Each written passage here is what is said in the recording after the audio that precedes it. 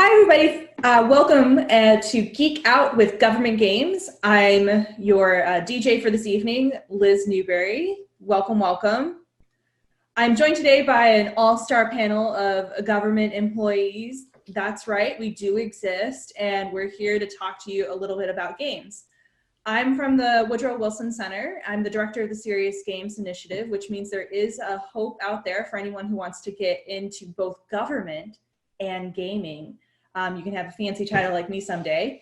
And then I'm also joined on this panel by my colleagues from the Smithsonian and the National Endowment for the Arts. Ruben, did you want to introduce yourself really quickly? Sure. Hi, everyone. I'm Ruben Brenner-Adams. I'm an interactive developer at the Smithsonian Science Education Center. And then Cody, did you want to introduce yourself? Sure, why not? Yo, everybody. My name's Cody Coltharp. I'm also a digital interactive designer, and I'm at the Smithsonian Center for Learning and Digital Access. And I'm here with my cat, Leonardo, and he might jump in on the call. Yeah, I'm hoping my dog doesn't also make himself known. But then we're also, to round us out, we have Lakita. Hi, everybody. Lakita Edwards. I'm with the National Endowment for the Arts, and I'm in the Arts Education Division of the NEA. Great. And so now the dirty secret for this panel is that everyone in government doesn't know each other, but we are all part of a community called the Federal Games Guild, which isn't any formal structure. We're just a bunch of govies, folks working in various parts of the government who are interested in amplifying and using games for meeting our mission goals. That's going to vary widely depending on the agency. We have a wealth of different agencies who are represented and other sorts of federal entities that are represented in the Federal Games Guild.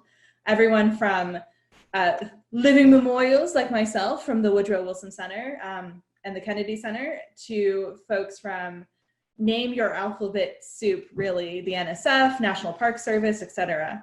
We all take a little bit different approach to games, and one of the things we wanted to talk about today is these different approaches.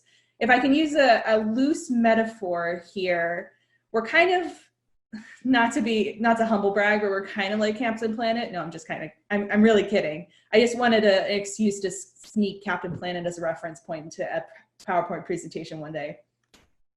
But we all take a little bit of a different approach to games. No matter what we're orienting, whether it's science, whether it's policy education, whether it's health education or education. No, I'm kidding. So we all take a little bit different approach. It depends on our agency. And we all take a little bit of a different approach in terms of what we actually do. So some of us design games, some of us fund games, some of us use games just out of the box. But we all believe in the power of games to help engage and excite people in whatever we are doing. So for myself, I'm from the Woodrow Wilson Center, which is a federal think tank located in Washington, D.C.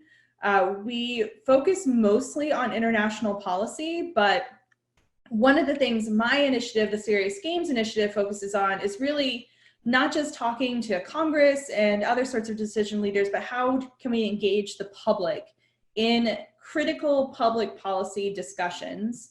One of the ways that we've done that is, believe it or not, we've gamified the federal budget.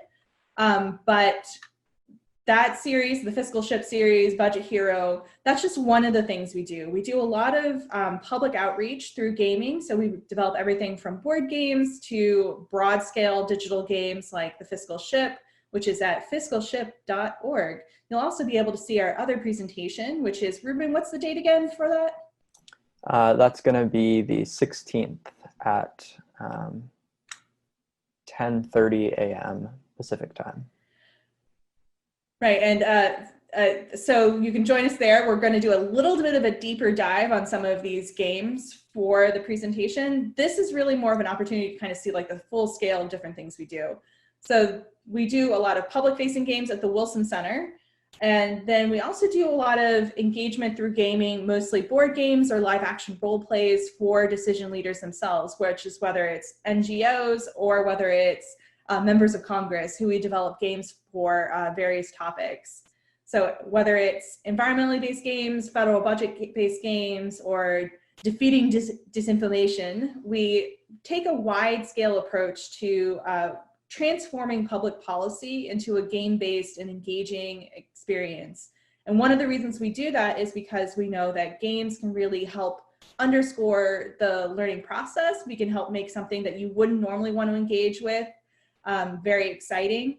I don't know the average person who's just sitting around going, you know what I really want to learn today is I want to read a 25-page policy brief on the federal budget. I mean, we do. That happens, but not the average person. So our games are designed to sort of engage and activate on that platform. The other thing I do, especially important, because a lot of folks in the Federal Games Guild do this, is we talk about games. So I actually have a PhD in gaming. You too can make that Minecraft really go to work for you. But one of the things that I help to amplify and to really sort of showcase the power of games is to write about them, to present examples that can be used in different policy contexts. Or I also put on events at the Wilson Center. The Wilson Center is what we call a convening space. So we bring different people together to talk about major issues, whether that's esports, which I showcase here, or how to use games in the Arctic. We like to be a sort of a bridge between those who are thinking big thoughts, so like academics, industry, et cetera, and those who are actually implementing them through policy. So for example, Congress or other forms of international government bodies. This is just one approach though to games. We're going to hear a couple different examples from our colleagues here. And one of the things I wanted to say is that this is going to be a whirlwind experience. So please feel free to tweet at us and or email us or carrier pigeon any questions to us if you don't get an opportunity to ask them in the chat. And we look forward to hearing how you approach games and what you're interested in learning more about from government spaces. But in the meantime, I'm going to pass the baton on here to my colleague, Ruben. I'm going to stop sharing. Thank you for bearing with our COVID-esque implementation here. So Ruben, if you want to take it away. Sure, yeah, thank you, Liz. So I'm going to talk to you a little bit about some digital science products from the Smithsonian Institution.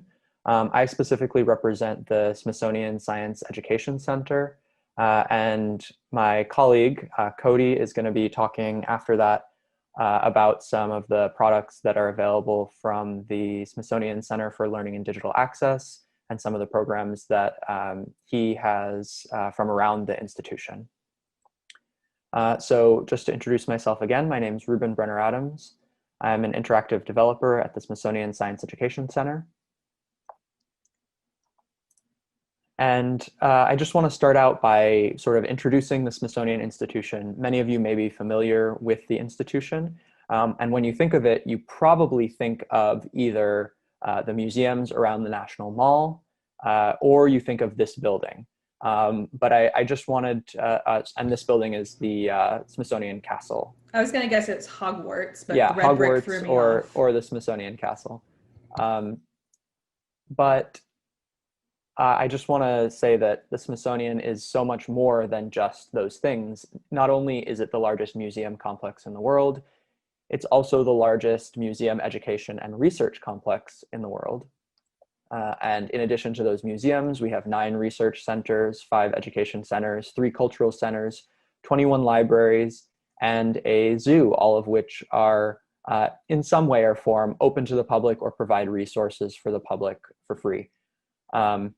And so I am from one of the education centers, the Smithsonian Science Education Center, and Cody is also from an education center, but a different one. So there are so many different parts of the Smithsonian, and it's more than just the museums that many people who come to DC know and love.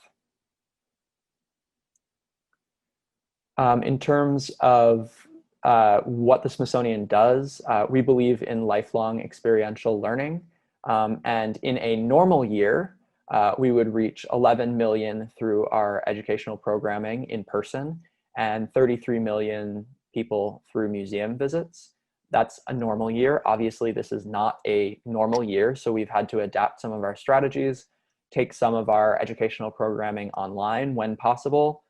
When that's not possible, we're trying out different avenues and trying to get people as engaged as possible with science, history, art, all sorts of different amazing topics. I'm going to take you a little deeper on what I do. So the Smithsonian Science Education Center is the only Smithsonian organization dedicated to formal STEM education. So that's classroom education in science, technology, engineering, and math. And so we are primarily focused on transforming K-12 education through science in collaboration with communities across the globe.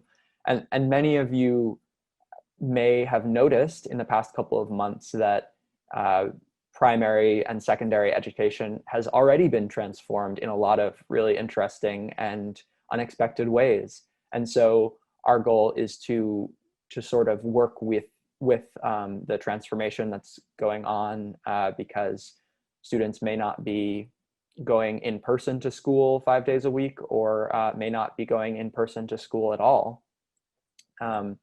And continue to do our work of transforming K-12 education. So the three major ways that we work to transform education.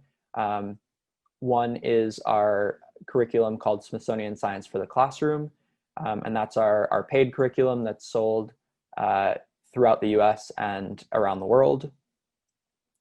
Our second is a free curriculum called Smithsonian Science for Global Goals, and that you can see in the middle there. That is based on the United Nations Sustainable Development Goals, and it's available on our website for free. And then the third way is we do generally in-person teacher, educator, administrator, professional development sessions. You can see an example on the right there. Obviously, we're not able to do those in person this summer, but we've transitioned a lot of our programs to online and are able to do professional development that way. I just want to highlight a little bit of what I do and a few games. So I'm on the digital media team. We bring Smithsonian Science to classrooms around the world through our digital products. Those digital products are as wide and varied as videos, games, apps, simulations, animations, ebooks, and more. So feel free to check out our website for a huge list of free products that we make available. Most of them are available on web and then also for download on Apple, Google, and Amazon devices. I want to highlight two of them very quickly. One is Tami's Tower, Let's Think About Engineering. It's an engineering design game for young elementary audiences, approximately ages 4 through 8. And in the game, the goal is to get the golden lion tamarin, the monkey on the bottom left, to reach the fruit overhead. But she's not tall enough, so you have to build a tower for her to be able to climb up and reach the fruit.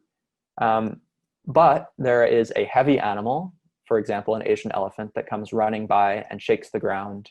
And so your tower has to be stable enough and strong enough to stand up through that shaking. Now, Ruben, you have Yes. an interesting fact about the different animals that you use in this game too, right? Yes. So all of the animals come from the National Zoo, which is part of the Smithsonian Institution.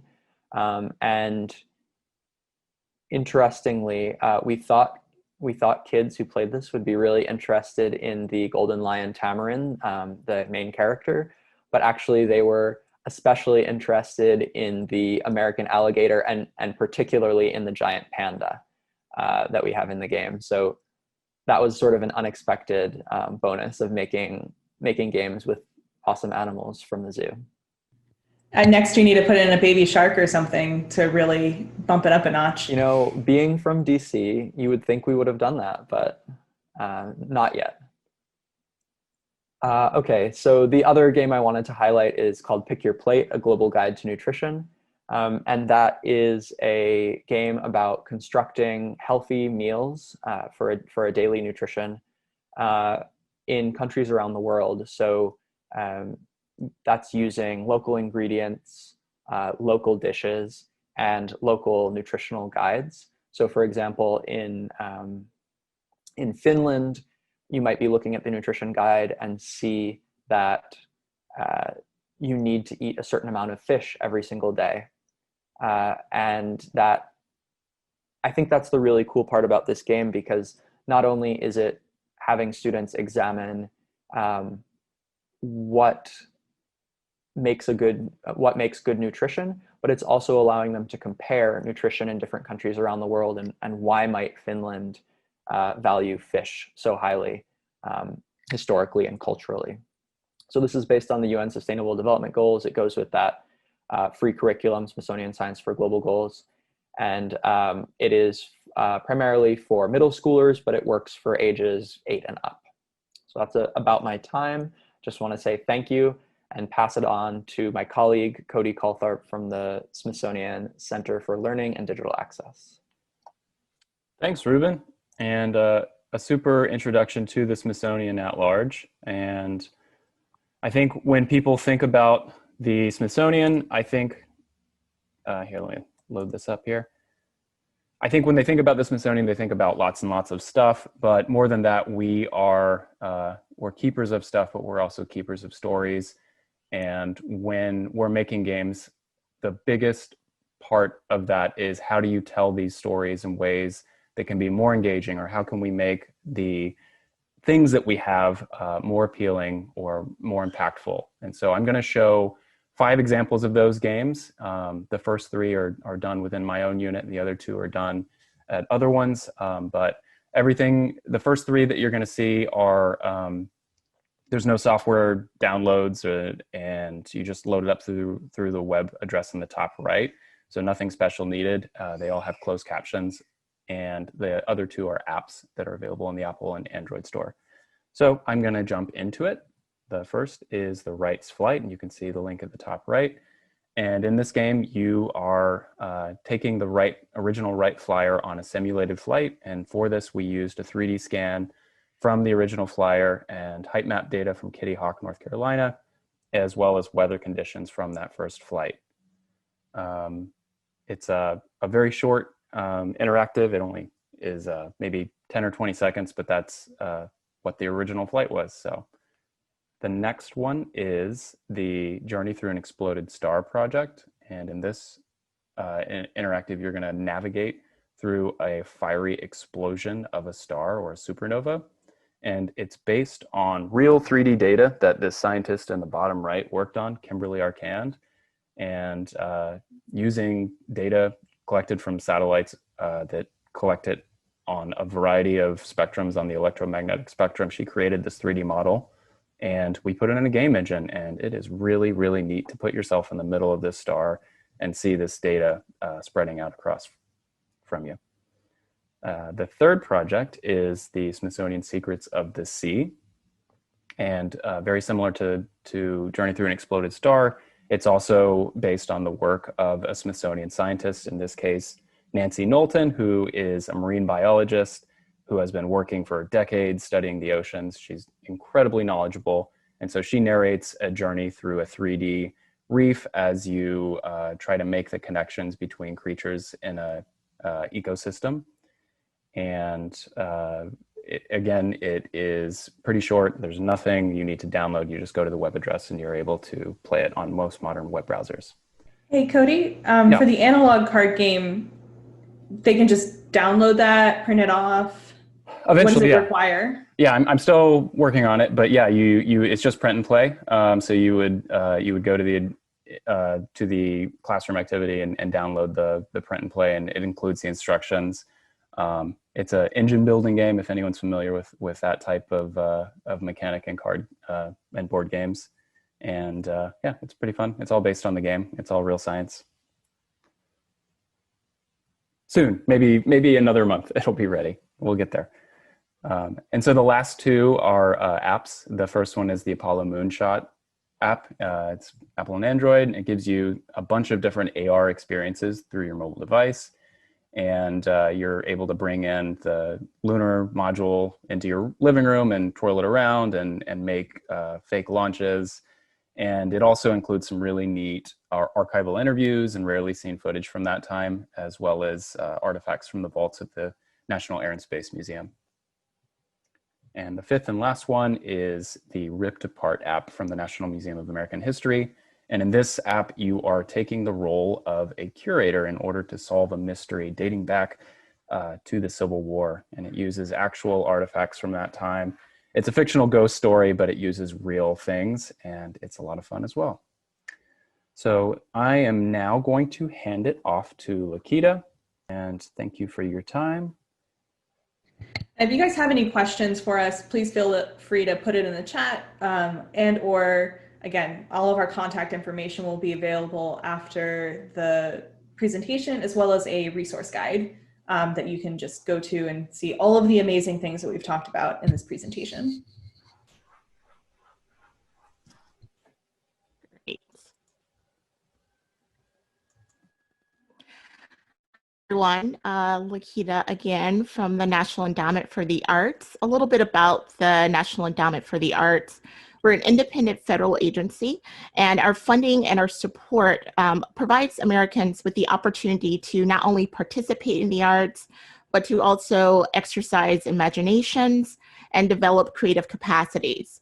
Now on this slide, this is actual language pulled from our guidelines. Now you will notice words that you would expect from a funding agency, such as evaluation and assessment. But there are also some words you may not expect, like celebrate, humanity, creativity. The arts strengthen communities in so many ways, and we celebrate that as a national priority at the NEA. So through the arts, there's learning, there's healing, and there's also just thinking differently and critically about complex challenges.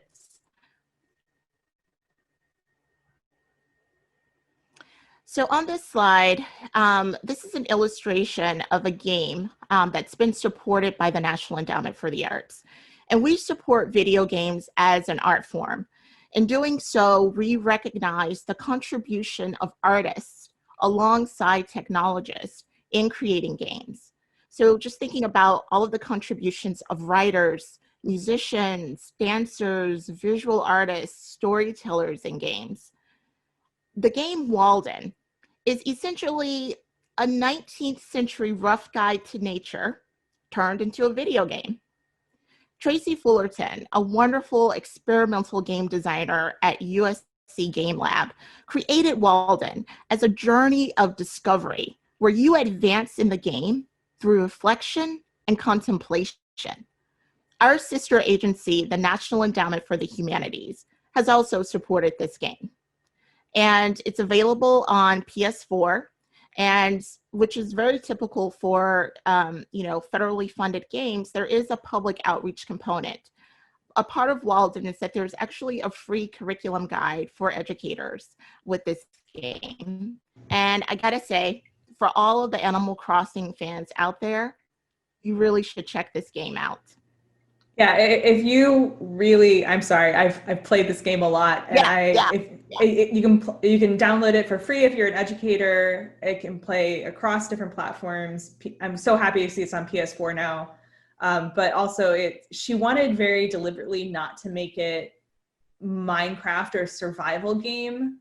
So there's some, you'll have to see like a talk about just that game particularly, but there's a lot of really cool things that go into that game that really make it a unique experience. Exactly. So in the Arts Education Division of the NEA, which is where I work, we support arts instruction for students and really supporting how the arts can be a pathway for learning, enhancing students' quality of life. One such program I'm happy to talk about is the School of Interactive Arts from Urban Arts Partnership in New York City. And what's really resonating for reviewers of this program is the strong artistic foundations. So not only are students gaining technical skills, but they're also gaining skills in music production, filmmaking, and of course, storytelling. And they are building an impressive portfolio of games that they have created, which they can then use to support their admissions process for some of the top competitive game design schools in the country. So it's just a really impressive program. I also want to share that the National Endowment for the Arts, we also support professional development. So thinking through opportunities that allow teachers, educators, in and outside of the classroom to experience how game design and the arts of games can really transform their teaching. So one such program that we funded from 2014 to 2016 is at Virginia Commonwealth University. And this was through their Current Lab program. And essentially it was a summer games design institute for art classroom teachers. And they would come for a couple of weeks, work closely with VCU faculty, and then throughout the year, get technical assistance from VCU as they're implementing game-based learning in the classroom. And they also developed this wonderful accountability cohort of teachers, which is also important. So I'm showing on the next slide some of the games that were created by middle school students from teachers who went throughout the program. And you can see just the variety of games that came out of that work and just the fun and expressiveness that the students really took ownership of the work that they were doing. And that's it for me. And this is how you can contact us.